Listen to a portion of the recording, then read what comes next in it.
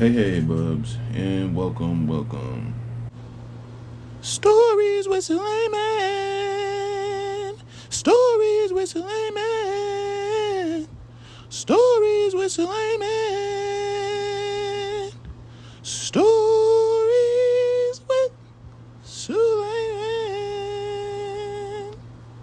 Stories with Sulaiman.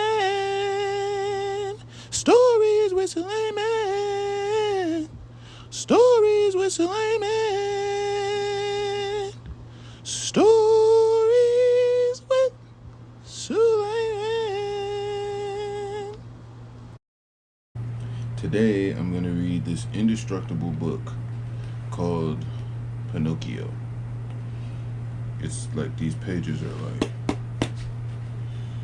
can't even explain it. I think it's kind of a long book. Whatever, let's get started. One beautiful night, long ago, a weary traveler named Jiminy Cricket slipped in under the door of a little house and hid in a warm corner of the hearth. He was in the shop of a woodcarver named Geppetto. The old man was still at work. He was making a puppet, the figure of a little boy. It was a small and round and cute, but with a long and pointed nose, such as you never saw in a little boy. The old man was very lonely. He had a black kitten named Figaro and a pet goldfish called Cleo.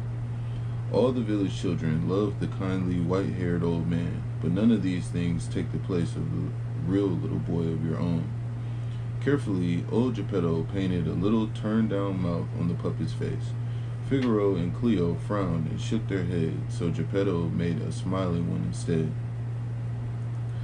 Geppetto smiled too and said, "What shall I call you, little wooden head? I know, Pinocchio." Clocks began to strike in all parts of the shop. It was time for bed. Geppetto blew out his candle and went to the window. He saw the wishing star and said, "How I wish my puppet were a real boy." Then he got into bed and went to sleep. Figaro and Cleo were asleep too, but Jiminy Cricket was thinking how sad it was that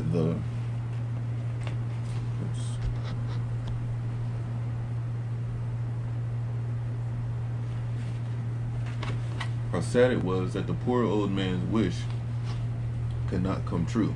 Suddenly he saw a strange light. It was the evening star floating down and entering Geppetto's window. In the center of its soft light was the blue fairy who rewards people for their good deeds. "Good Geppetto," she said softly, "you have given so much happiness to others, you deserve to have your wish come true." She touched the little wooden puppet, and he blinked his eyes and moved his hands and feet. "I'm a real boy," cried Pinocchio joyfully. "No," said the blue fairy, All I have done is to give you life. You must prove yourself brave, truthful, and unselfish. Be a good son to Geppetto, and someday you will find yourself a real boy. Learn right from wrong." "How will I know that?" interrupted Pinocchio. "Let your conscience help you," she said, and as Jiminy Cricket appeared, just then Pinocchio asked him, "Are you my conscience?" The blue fairy seemed to think that Pinocchio might need some help, so she appointed Jiminy Cricket to be his guide.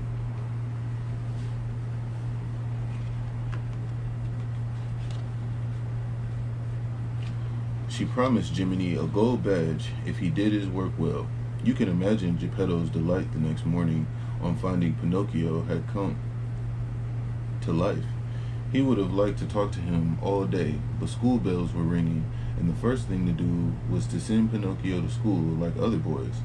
Pinocchio started off filled with good intentions, his books in his hands and Jiminy Cricket at his heels. Alas, he had not gone very far before he met two sly schemers, a fox named J. Worthington Foulfellow and a cat named Gideon.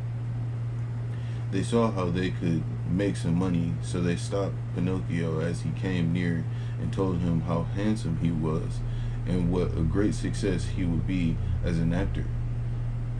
Poor little puppet, he liked their words of flattery so well that he went with them in spite of Jiminy's strong protest. School could come later, he thought. The fox and cat sold him to Stromboli, the puppet master, who was eager to own a puppet who could walk and talk without strings. All day, Pinocchio had a fine time and was pleased by the cheers of the people. But at night, he wanted to see Papa Geppetto. Instead, he was locked up in a bird cage while Stromboli moved his caravan. Pinocchio cried a little. Jiminy Cricket tried to help him, but they were both very sad until the blue fairy appeared. She asked Pinocchio how he came to be in such a bad fix. Pinocchio was ashamed to tell the truth, so he made up a story about two monsters with green eyes who had captured him. His nose grew longer and longer. Green leaves burst forth, and Pinocchio could see a bird's nest in the branches.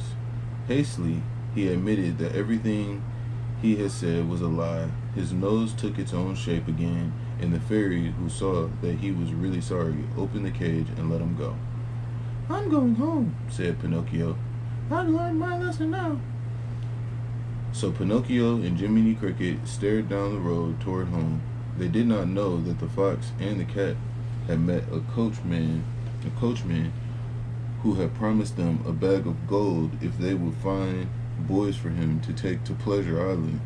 So the two schemers set out to look for some boys who were stupid enough to think that life was all fun. As luck would have it, the first person they met was Pinocchio, and it was easy to persuade him to go to Pleasure Island. Of course, they did not tell him that anyone who went to Pleasure Island never came back as a boy. Pinocchio's best friend on Pleasure Island was Lampwick, who was really the worst boy of the lot. He even taught Pinocchio to smoke. What the?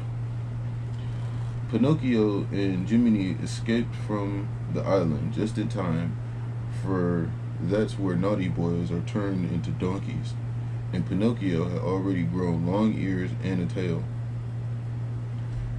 They made their way home to find Geppetto gone.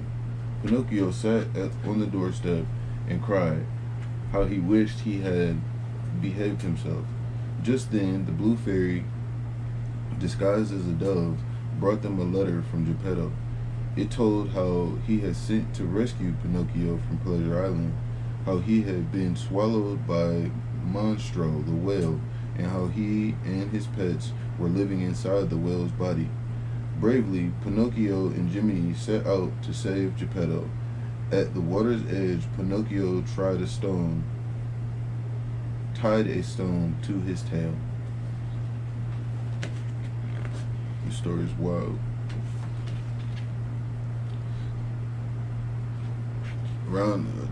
Tied the rock to his tail to make him sink. Then he dived into the water. Wherever they went, they asked about Monstro, the whale, but all the fish were afraid and swam away when they heard the sound of his terrible name. Meanwhile, Geppetto had built a rough home inside the whale's body. Figaro and Cleo were with him. For food, Geppetto caught some fish that the whale had swallowed.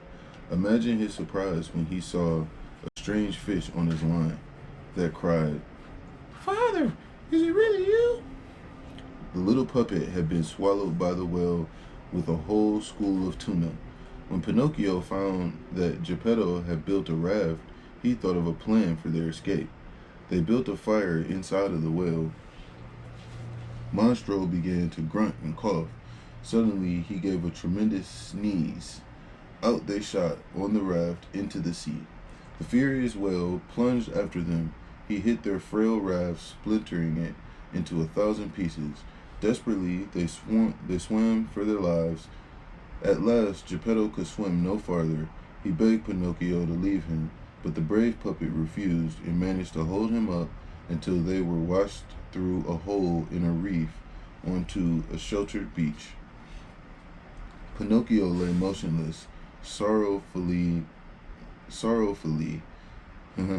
Geppetto